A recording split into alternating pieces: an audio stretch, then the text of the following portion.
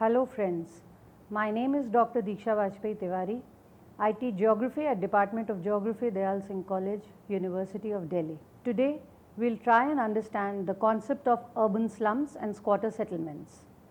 The objective of the present module are to understand the process of urbanization in the world, to comprehend the background processes and factors affecting urbanization of poverty, and to understand the factors and causes impacting the proliferation of slums and squatter settlements.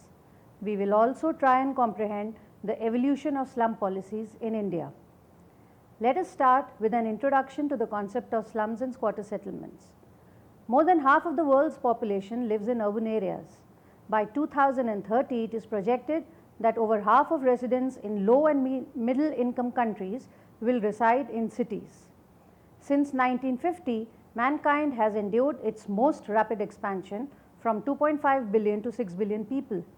60% of this gain has been in urban areas, particularly in the urban areas of the developing world, where the urban population has increased more than sixfold in only 50 years. The huge increase in urban population amounts to a crisis of unprecedented magnitude in urban shelter provision. Every year, the world's urban population is increasing by about 70 million, equivalent to 7 new megacities. These people all need to be provided with shelter, with employment, and with urban services. The stretched capacities of most urban economies in developing countries is unable to meet more than a fraction of these needs, so that the informal sector is providing most of the new employment and housing in environments that have came to be known as informal settlements or slums, where more than half of the population of many cities and towns of developing countries are currently living and working. The rapid and large scale of urban growth has raced far ahead of the provision of services and has precipitated a proliferation of informal settlements and the development of new smaller cities. Without access to water and sanitation, garbage collection or security of tenure, there is an increasing concern of urbanization or poverty. As rural to urban migration takes place, people from rural areas move to urban areas in search of jobs. Also, rural areas are overtaken by expanding urban agglomerations. As a result of this, many low and middle income countries are increasingly concerned with the urbanization of poverty. Let us now understand the distribution of slums in the world. Slums are a manifestation of the two main challenges facing human settlements: development at the beginning of the new millennium, rapid urbanization, and urbanization of poverty. About 1 billion people, or 32% of world's urban population, live in slums, the majority of them in the developing world. Most of them living under life and health threatening conditions, often lacking several of the following conditions: access to adequate clean water, access to improved sanitation facilities, sufficient living space, dwellings of sufficient durability and structural quality, and security of tenure. According to this understanding, almost 1 out of 3 urban dwellers, 1 out of every 6 worldwide, already lives in a slum. Moreover, the locus of global poverty is moving to the cities, a process now recognized as the urbanization of poverty. Without concerted action on the part of municipal authorities, national government, civil society actors, and the international community, the number of slum dwellers is likely to increase in most developing countries. In the next 30 years, the slum population worldwide is projected to rise to about 2 billion. In the year 2001, 924 million people, or 31.6% of the world's urban population, lived in slums. The majority of them were in the developing regions, accounting for 43% of the urban population, in contrast to just 6% in more developed regions.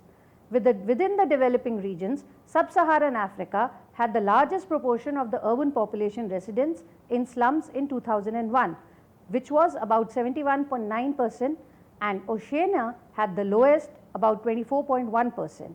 In between these were South Central Asia, 58%, Eastern Asia, 36.4%, Western Asia, 33.1%, Latin America and the Caribbean, 31.9%, Northern Africa, 28.2%, and Southeast Asia, 28%. Today around the world, a quarter of the urban population live in slums.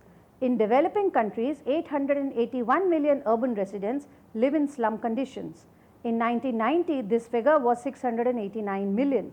This represents an increase of about 28% in slum dwellers' absolute numbers over the past 15 years, even though the proportion of the urban population in developing countries living in slums has declined from 39% to 30% during the same period. Slums are spontaneously emerging as a dominant and distinct type of settlement in the cities of the developing world. Since 2000, the global slum population grew on an average by 6 million a year. This means an increase of about 16,500 persons daily. In sub-Saharan Africa, 59% of the urban population lives in slums, and by 2050, Africa's urban dwellers are projected to have increased to 1.2 billion. In Asia and the Pacific, home to half of the urban population of the world, 28% of the urban population resides in slums. However, Asia was at the forefront of successful efforts to reach the Millennium Development Goal 7, Target 7D, with governments improving the lives of an estimated 172 million slum dwellers. In Latin America and the Caribbean region, where regularization of informal housing has historically contributed to providing housing solutions, informal settlements continue to be a significant feature of urban areas, with at least 21% of the region's urban population still residing in slums, in spite of a 17% decrease in this proportion over the last decade. In spite of great success in improving slums and preventing their formation, represented by a decrease from 39% to 30% of urban population living in slums in developing countries between 2000 and 2014, absolute numbers continue to grow, and the slum challenge remains a critical factor for the persistence of poverty in the world, excluding fellow humans and citizens from the benefits of urbanization and from fair and equal opportunities to attain individual and collective progress and prosperity. We will now try and develop an understanding of the concept of the word slum. The word slum was first used in London at the beginning of the 19th century to describe a room of low repute or low unfrequented parts of the town, but has since undergone many modifications in meaning and application. While early definitions of slum dwelling combine physical, spatial, social, and even behavioral aspects of urban poverty, the spread of associations has more recently narrowed. The term slum is usually used to describe a wide range of low-income settlements and or poor human living conditions. These inadequate housing conditions exemplify the variety of manifestations of poverty. Slum at its simplest is a heavily populated urban area characterized by substandard housing and squalor. This definition encapsulates the essential characteristics of slums: high densities and low standards of housing, structures and services, and squalor. The first two criteria are physical and spatial, while the third is social and behavioral. Look at the figure, which shows a relationship between inequality, poverty, and slum formation. Slums result from a combination of poverty or low incomes with inadequacies in the housing provision system, so that poor people are forced to seek affordable accommodation and land that become increasingly adequate. The number of urban people in poverty are to a large extent outside the control of city governments and are swelled by a combination of economic stagnation, increasing inequality, and population growth, especially growth through in-migration. Today, the catch-all term slum is loose and deprecatory. It has many connotations and meanings and is banned from many of the more sensitive, politically correct, and academically rigorous lexicons. It has also varied considerably in what it describes in different parts of the world or even in different parts of the same country. In developing countries, the term slum, if it is used mostly, lacks the pejorative and divisive original connotations and simply refers to lower quality of informal housing. Terms such as slum, shanty, squatter settlement, informal housing, and low-income community are used somewhat interchangeably by agencies and authorities. The coverage of settlement types is even more complex when one considers the variety of equivalent words in other languages and geographical regions. French call it bidonvilles, taudis habitat, precari habitat, spontané, Cuatari irregulares. Spanish call them as asentamientos irregulares, barrio marginal, barraca conventillos, colonias populares, tugorias and solares, bohojos and cuartiras. German call them as Elendes Viertel. Russians call them as Trushtolu. The operational definition of a slum that has been recently recommended by a United Nations expert group meeting held in Nairobi from 28th to 30th October in the year 2002 for future international usage defines a slum as an area that combines to a various extents the following characteristics: restricted to the physical and legal characteristics of the settlement and excluding the most difficult social dimensions. First, inadequate access to safe water. Second, inadequate access to sanitation and other infrastructure. Third, poor structural quality of housing. Fourth, overcrowding. Fifth, insecure residential status. Indeed, a slum has been redefined by the United Nations Programme on Human Settlements, UN Habitat, as a contiguous settlement where the inhabitants are characterized as having inadequate housing and basic services. A slum is often not recognized and addressed by the public authorities as an integral or equal part of the city. This was given by UN Habitat, Urban Secretariat and Shelter Branch in 2002. The United Nations even incorporated slums into the Millennium Development Goals as part of Goal 7 to ensure environmental sustainability. Target 7D is to achieve by 2020 a significant improvement in the lives of at least 100 million slum dwellers, putting area level deprivation and urban poverty on the development agenda. The UN operationally defines a slum as one or a group of individuals living under the same roof in an urban area lacking in one or more of the following 5 amenities. The first one being durable housing, a permanent structure providing protection from extreme climatic conditions. Second, sufficient living area, no more than 3 people sharing a room. Third, access to improved water, water that is sufficient, affordable and can be obtained without extreme effort. Fourth, access to improved sanitation facilities, a private toilet or a public one shared with a reasonable number of people. And fifth, last, secure tenure, de facto or de jure secure tenure status and protection against forced eviction. This was given by UN Habitat in the year 2006 and 7. We will now understand about the characteristics of slums. A review of the definitions used by national and local governments, statistical officers, institutions involved in slum issues and public perceptions reveal the following attributes of slums. First one being lack of basic services. Lack of basic service is one of the most frequently mentioned characteristic of slum definition worldwide. Lack of access to sanitation facilities and safe water sources is the most important feature, sometimes supplemented by absence of waste collection system, electricity supply, surface roads and footpaths, street lighting and rainwater drainage. Secondly, substandard housing or illegal and inadequate building structures. Many cities have building standards that set minimum requirements for residential buildings.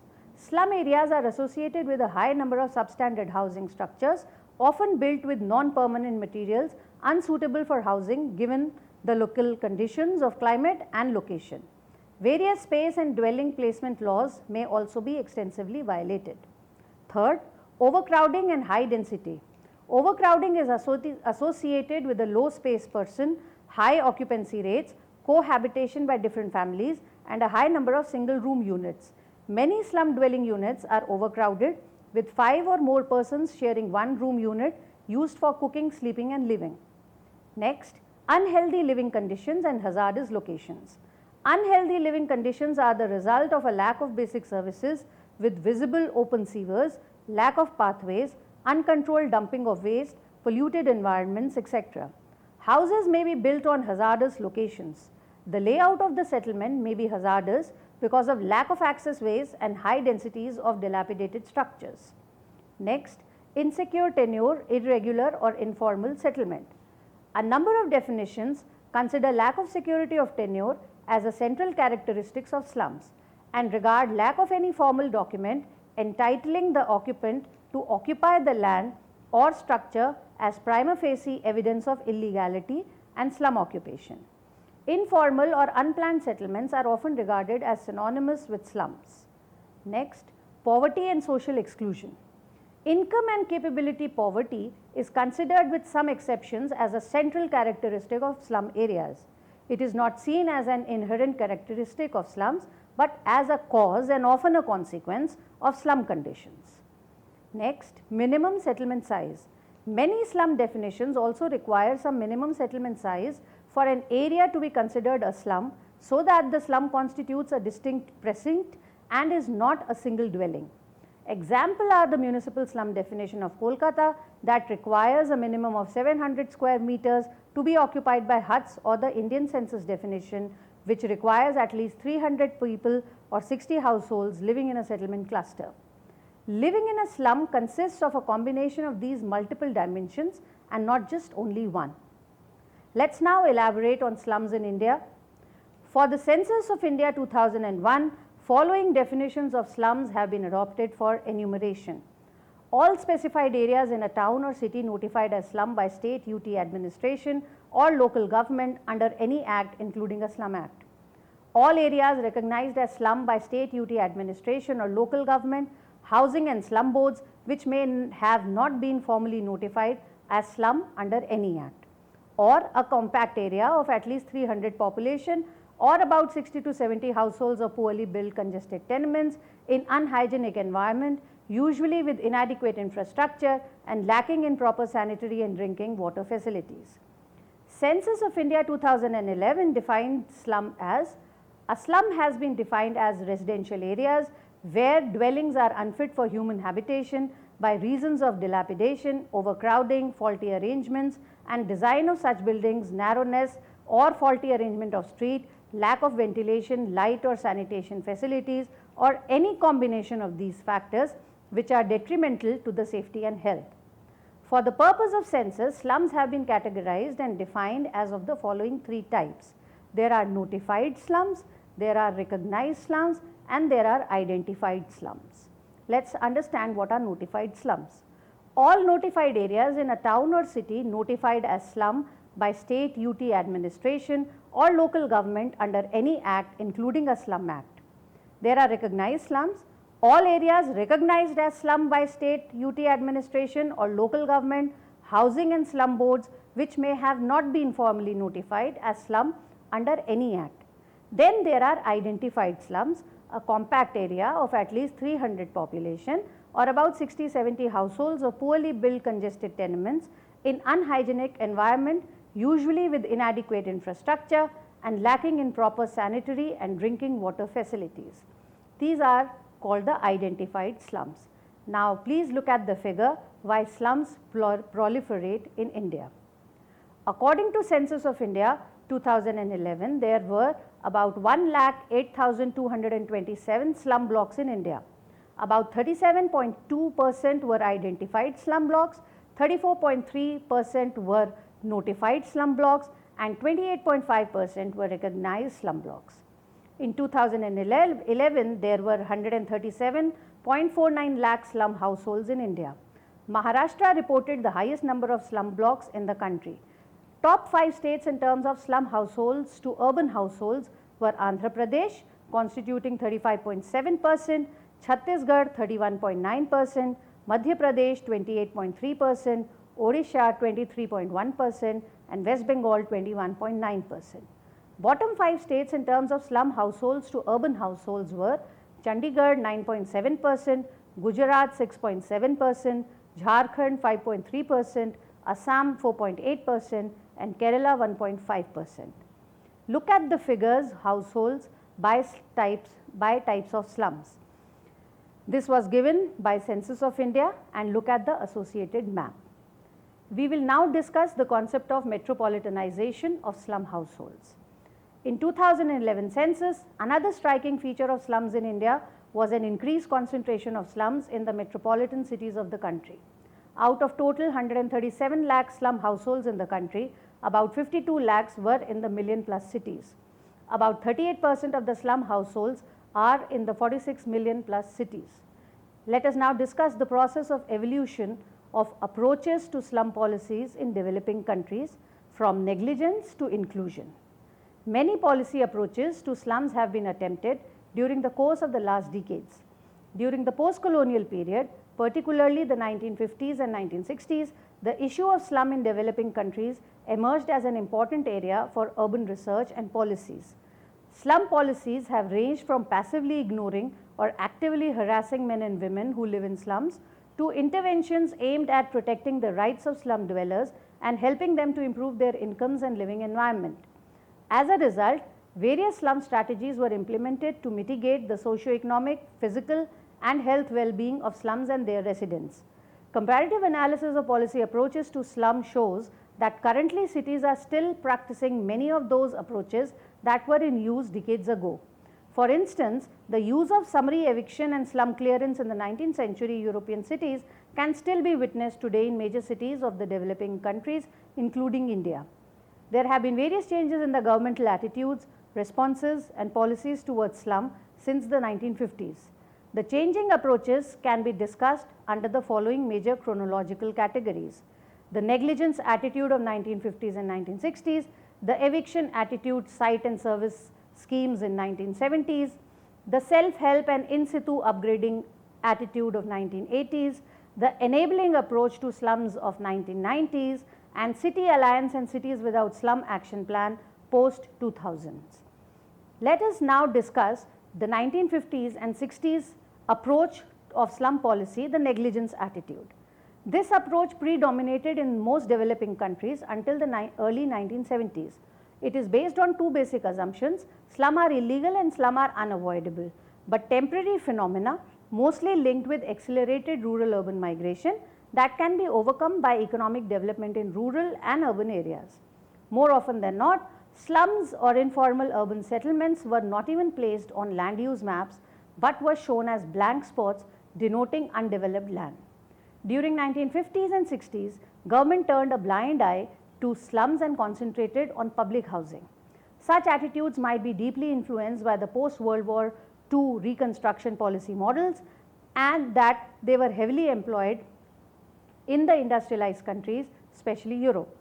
These models were based on heavily subsidized low-cost housing programs that, in the context of high and steady economic growth, brought improvement of housing conditions and resulted in elimination of urban slums. In an effort to achieve similar results, most developing countries responded to the housing needs of the poor through the formal provision of low-cost housing. Making use of the public land reserves and public subsidies, government started massive public housing schemes targeted for low-income groups.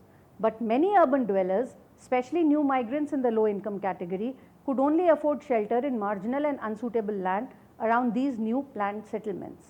Unfortunately, these projects were implemented in a discriminatory fashion, largely because the indigenous political rulers who replaced the colonial power perpetuated the existing social and class division as the previous master, according to Fanon, 1963. In fact, the main beneficiaries of formal public and planned housing schemes were civil servants and middle and upper income earners, says Fekade in the year 2000. The high cost of this approach was the main reason why the housing needs of the poor were not met. Thus, such public housing schemes were unable to supply sufficient dwellings. Instead, the approach marginalized the majority of urban dwellers and ignored low-income urban dwellers and rural urban migrants who settled there, generating more slums. 1970s and the policy of the eviction attitude, site and service schemes. This was a common response to the development of slums during the 1970s, particularly in an environment characterized by direct and centralized intervention in decision making. The situation was characterized by weak local governance and administration, non-democratic urban management, non-recognition of civil society movements, and lack of legal protection against forced eviction. When it became clear to the public authorities that economic development was not going to integrate the slum population, some government opted for a repressive option, often resulting in mass eviction of the slum population. This policy was driven by affordability and cost recovery strategies. Site and services schemes were credited with enabling shared responsibilities between slum dwellers and government. On the one hand, the program emphasized the participation and the contribution of the beneficiaries to the resettlement process. Similarly, the programs acknowledged and capitalized on the ability of low-income dwellers to mobilize informal resources. On the other hand, local governments were no longer acting as providers but as facilitators, which served them some resources. The implementation of these schemes was severely criticized, especially its demolition and eviction components. Negotiation with slum dwellers who were considered to be illegal squatters were rare. Communities living in informal settlements were rarely offered any viable alternative solutions.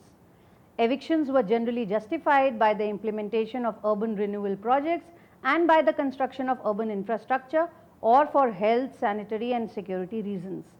This approach did not solve the problems of slums. Instead, it shifted them to the periphery of the cities, to the rural urban fringes where access to land was easier and planning controls non-existent. The continuing spatial growth of cities brought about an endless cycle of new evictions and the creation of new slums at the periphery of cities outside the municipal boundaries. Other shortfalls of the scheme included the relatively low number of beneficiaries, lack of understanding and clarity around the role of the private sector, lack of planning around the location of new service plots, low or non-existent standards, and the failure to achieve cost recovery. The third approach is the self-help and in-situ upgradation improvement attitude of the 1980s. This approach stemmed from the late 1970s. This approach recognized the slums as durable structural phenomena and not a temporary phase, and thus required a durable and appropriate response. On the one hand, the failure of repressive options like evictions and housings for the poor by the public sector, and on the other hand, increased awareness on right to housing and legal protection against eviction at the international level, and compulsions of policy making in an increased sensitization of the civil society led to the emergence of this approach. In the 1980s, the upgrading strategies emphasized the improvement of communal infrastructure and services within the established slums. In particular, the upgrading projects targeted the improvement of basic services like sewage, water, sanitary garbage collection, electricity and infrastructure, road, market, healthcare and education centers that were lacking or decaying in slum areas. The upgrading programs aimed to achieve three main goals: affordability, cost recovery and replicability. Slum upgrading was considerably cheaper than other alternatives. A 1980 study estimated World Bank upgrading projects to cost about $38 per household compared to $1,000 to $2,000 for a core site and service housing. In terms of affordability, for instance, there were some instances of success. Ebelson in the year 1996 reported that in slum upgrading project at Visakhapatnam, the beneficiaries' income rose by 50% and their assets improved by 82%. There were specific problems with this approach. First, the program was implemented and financed by foreign agencies, which over time gradually reduced their financial support to the various projects. Governments did not follow through with services, communities did not maintain the facilities, and governance structure disappeared once international aid experts exit. The relative importance of the upgrading budget of the World Bank went from 42% in the late 1970s to 8% in late 1980s. Second, further reviews showed that the upgradation programs did not contribute to any poverty reduction or problems regarding unemployment and land security. On the contrary, with the upgradation and improving infrastructure and services led to an increase in real estate prices and land speculation, which led to outmigration of the original allottees and in-migration of several middle-income groups in their settlements. Third, upgradation programs only reached a small portion of slums and did not develop into an ambitious project that could address the shortage of shelter on a city-wide scale.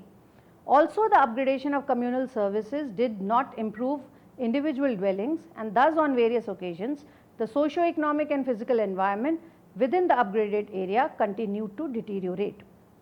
Then came 1990s and an enabling approach to slums. The progression of slum upgrading, dealing with the issues of secure titles and economic development in slums, brought an awareness of the need to involve slum dwellers not only in the construction processes of slum improvement, but also in the decision making and design processes that establish priorities for action and support for implementation. Thus, from the mid-1980s to a culmination in the Habitat Agenda of 1996, the enabling approach was developed to coordinate community mobilization and organization. Enabling policies are based on the principles of subsidiarity, and they recognize that to be efficient, decision concerning the investment of resources in domestic, economic, social, physical development have to be taken at the lowest effective levels. For the majority of activities in connection with the improvement of slums, the lowest effective level is that of the community and the neighborhood.